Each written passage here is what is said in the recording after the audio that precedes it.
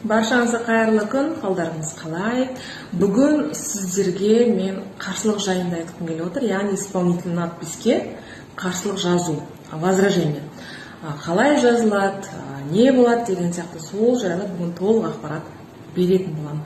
Баршаңызға бүгін сәттілік тілеймін.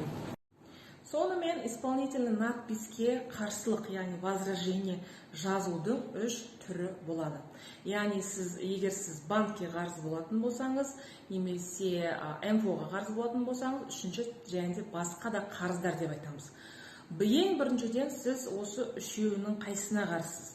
Соны біліп алу керек, одан кейін қарсылықты өте мұқият жазу керек болады. Неге? Өйткені ол қарсылық жаңағы возражение жазғаннан кейін исполнительный надписке сізге нотариус отмена бермейтін болса, ары қарай сіз мәселені тек қана сот арқылы ғана шеше аласыз. Ол күрделірек, одан да қиын уақыт және де созылып кетеді. Сондықтан да мұқият болыңыздар, абай болыңыздар.